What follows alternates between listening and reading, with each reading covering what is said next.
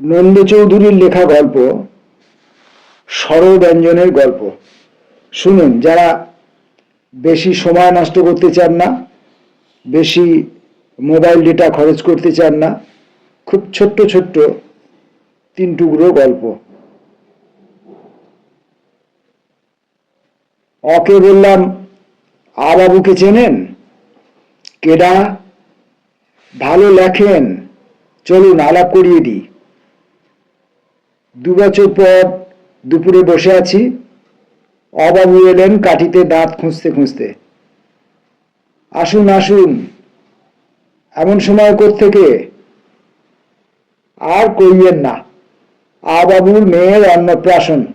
খাওয়া দাওয়া সেরে ভাবলাম একটু এদিকে ঘুরে যাই। আমি অবাক, আয়ের মেয়ের অন্নপ্রাশন, আমাকে কিছু জানালোই না। বাসে পাতলা পাতলা ভিড়। হর্ষবাবু ট্রেন থেকে নেমে ছুটলেন, দীর্ঘবাবুও তাই।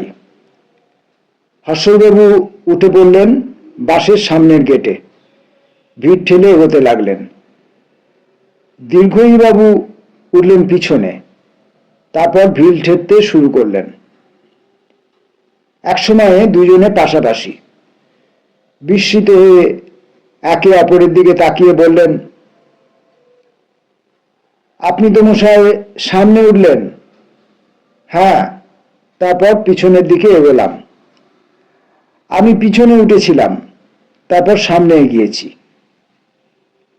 পাশ থেকে একজন যাত্রী বলে ওঠে, এখন দুজনেই এক জায়গায়, ব্যাস এবার চুপ করুন। নদীর চরের আগাছা পরিষ্কার করে খানিকটা জমি হাসিল করেছিল ক। অধিক পরিশ্রমে সে কাতর হয়ে পড়ে। জমিটা পড়েই ছিল। খ এসে তাকে বলল, জমিটা আমাকে দাও, গতরে খেটে চাষ করি। ক জিজ্ঞাসা করে, কেমন করে চাষ করবে? তোমার বীজ আছে, লাঙল বলদ এসব আছে? না, তা তো নেই। তখন দুজনে গেল গয়ের কাছে। তারও সব আছে। দুজনে তাকে ধরল। গ বলল, আচ্ছা, আমি বীজ দেব, বলদ দেব, চাষের সাজ দেব, কিন্তু কেমন করে চাষ করতে হয় তোমরা জানো? না, তা তো জানি না। তখন তিনজনে গেল ঘয়ের কাছে।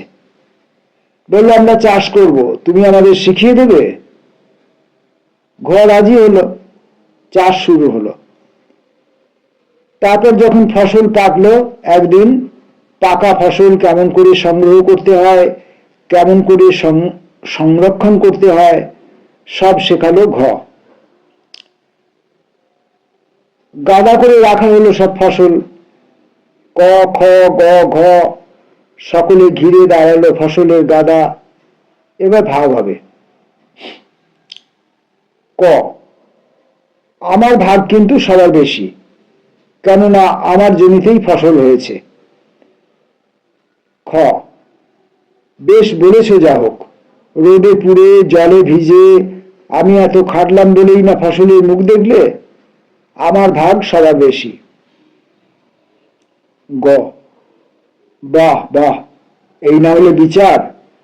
আমার বলদ আর সাজ সরঞ্জাম না পেলে তোমরা তো কিছুতেই কিছু করতে পারতে না। আমার ভাগই সবার বেশি। ঘ, ওরে গারলের দল, আমি শিখিয়ে না দিলে ফসলের বদলে যে আগাছা ফলতো তার খেয়াল আছে? আমার ভাগ সবার বেশি না হলে ছাড়ছি না। বিবাদ বেঁধে ওঠে।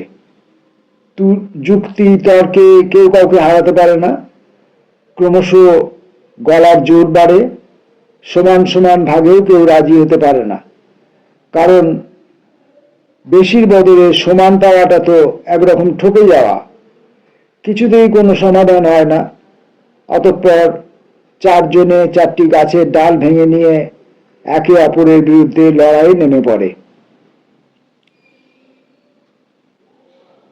স্বরব্যঞ্জনের গল্প নন্দ চৌধুরীর এই ছোট্ট ছোট্ট 3 টুকরো গল্প পাঠ করলাম। আশা করি আপনাদের বেশি সময় এবং বেশি মোবাইল ডাটা খরচ হয়নি।